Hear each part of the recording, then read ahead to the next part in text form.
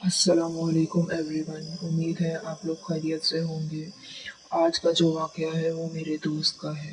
कहानी की तरफ चलने से पहले चैनल को सब्सक्राइब और बेल आइकन को हिट कर दें ताकि न्यू वीडियोस की अपडेट्स आपको मिलती रहें।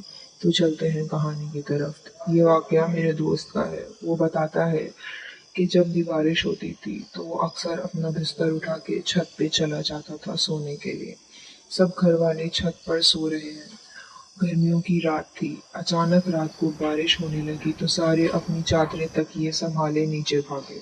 मगर मेरी आदत थी कि मैं नीचे की चटाई अपने ऊपर डालकर सोता रहता जब तक बारिश जोर न पकड़ लेती, क्योंकि मुझे ऐसे बहुत अच्छा लगता था। उस रात भी सारे घर वाले नीचे चले गए और मैं अकेला चटाई डालते सोता रहा। उनूदगी में था कि अचानक मुझे दो बिल्लियों की जोर से लड़ने की आवाज आई। लड़ते हुए उनकी आवाजें बहुत बुरी लग रही थी। वो लड़ते हुए छत की चारदीवारी पर दौड़ रही थी और आवाजें इतनी भयानक थीं कि पूछिए मत। पहले इनके रोने की आवाजें सुनकर मैं बेचैनी में जाग गया। सोचा कोई जूता उठाकर इनको भगा दूं। फिर सोचा कि मैं अंधेरे में जूता कहाँ ढूंढूंगा। थोड़ी देर बाद खुद ही लड़कर थक जाएंगी तो चली जाएंगी। अचानक खामोशी हो गई। मैं दोबारा गुनूदगी में चला गया। तभी एक बिल्ली की जोरदार चीख मेरी चारपाई के ऐन नीचे से आई और मैं उछल पड़ा। मैंने चारपाई के नीचे झांका मगर वहां कुछ नहीं था। इधर उधर नजर दौड़ाई मगर वहां कोई भी नहीं था। मैंने सोचा कि शायद मेरे उठते ही इसने साथ वाले घर में छलांग मार दी हो।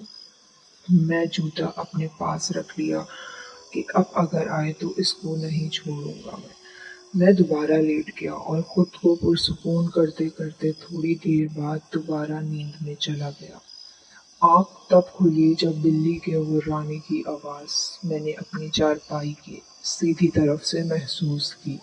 इसकी गुर्राहट पूरी छत पर फैल रही थी। मैंने आहिस्ता आहिस्ता अपना हाथ जूते की तरफ बढ़ाया और इसको मारने के लिए भी उठा। देखा लेकिन तो वहाँ कुछ भी नहीं था। मुस्कुराहट अब मुझे अपनी बाई तरफ से आ रही थी। मैं अचानक बाई तरफ पलटा तो वही आवाज़ मुझे दाईं तरफ से आने लगी। अब वो आवाज़ कभी दाईं तरफ कभी बाईं तरफ से आने लगी। कभी दूर जाती हुई आवाज़ आती और कभी करीब से आने लगती। शदीद खौफ मेरे बदन में दौड़ गया। मेरी पिंडलियां और पैर अचानक सुन्न हो गए। मुझे लगा कुछ गड़बड़ है। अचानक मैंने देखा कि एक स्याह बिल्ली दीवार पर बैठी सुर्ख आंखों से मुझे घूर रही थी। इसकी आंखें अंगारों की तरह दहक रही थी। मैं कांपते हुए उसे देख रहा था। इतनी हिम्मत नहीं थी कि मैं भाग खड़ा हूँ। फिर वो अचानक बड़ी होने लगी और मेरे देखते ही देखते वो बकरे की जितनी हो गई और ऐसी नजर आ रही थी जैसे काला चीता हो, क्योंकि वो बिल्कुल स्याह बिल्ली थी। फिर अचानक उसने ऐसी पोजीशन ली जैसे वो दीवार पर से मुझ पर छलांग लगाने वाली हो। मेरे मुंह से एक जोरदार चीख निकली। मैं एक ही छलांग में नीचे उतरा और सीढ़ियों की तरफ भागा। मेरी चीख इतनी बुलंद थी कि मेरे अम्मी अब्बू और बड़ा भाई सहन में आ गए और मैं सीढ़ियों से नीचे आते ही गिर के बेहोश हो गया। मगर परेशानियां खत्म ना हुई। कुछ दिनों तक मुझे डरावने ख्वाब आते रहे। मुझे वही बिल्ली नजर आती जो कभी मेरे नखरे पर दांत गाड़े हुए है, कभी वो मेरा खून चाट रही होती। मैं नींद में चीखने लगता। फिर मुझे ख्वाब में भयानक लोग दिखाई देते। किसी का सर नहीं होता तो किसी का गोश्त लटक रहा होता। आंखों की जगह काले सुराख होते, बाजू कटे हुए होते। मैं बीमार रहने लगा, कमजोर हो गया था। डर के मारे मैं घर से बाहर नहीं निकलता। फिर मौलवी साहब दम करने आते। मुझे पानी पिलाया जाता। मेरी वालदा हर वक्त मुझ पर सूरह यासीन पढ़कर फूंकती। आफाका होता मगर फिर वही हालत हो जाती। बैठे बैठे चीखें मारकर बेहोश हो जाता। एक रोज मैं बैठा पढ़ रहा था किसी काम से कमरे में। اپنی امی کے پاس گیا۔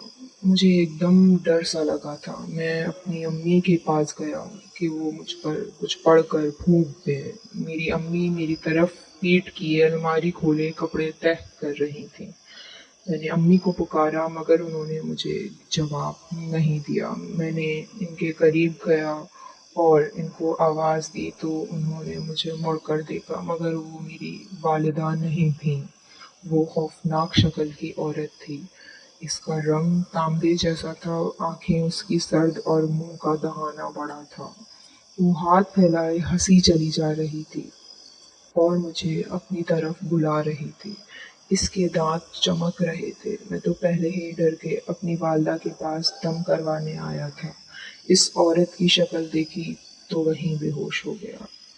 جب ہوش آیا تو مولوی صاحب میرے سرہانے بیٹھے کچھ پڑھ رہے تھے۔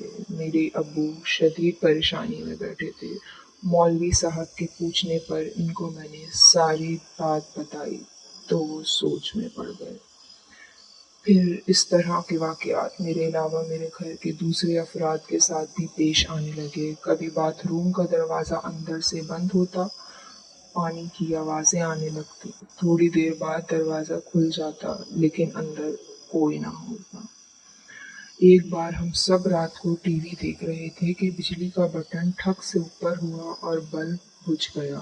ایک بار میری امی کی چارپائی کمرے کے بیچ میں کسی نے کھینچ کر دور کر دی جب وہ سوئی ہوئی تھی۔ چیزیں ہم ایک جگہ رکھتے مگر ہمیں ملتی دوسری جگہ سے تھی۔ گھر کا ہر فرد ڈرا سہما رہنے لگا تھا۔ تو یہ تھی میرے دوست کی کہانی جو اس کے ساتھ پیش آئی۔ شاید کوئی اس کے اوپر تھا یا کسی نے اس کے ساتھ کچھ کروا دیا تھا۔ آگے کی کہانی آپ کو نیکسٹ پارٹ میں سنائی جائے گی۔ تب تک کے لیے آپ لوگ اپنا خیال رکھیے گا، اور اگر آپ کے ساتھ بھی اس طرح کا کوئی واقعہ پیش آیا ہے تو ضرور سب شیئر کیجیے گا۔ آپ کو ڈسکرپشن میں لنک مل جائے گا، اس میں آپ اپنا وائس نوٹ ہمیں پہنچا سکتے ہیں۔ تب تک کے لیے اپنا خیال رکھیے گا۔ ملتے ہیں نیکسٹ پارٹ میں کہ میرے دوست کے ساتھ جو بھی واقعات ہوئے اس کا حل اسے کیا ملا، کس طرح وہ ٹھیک ہوا۔ اللہ حافظ۔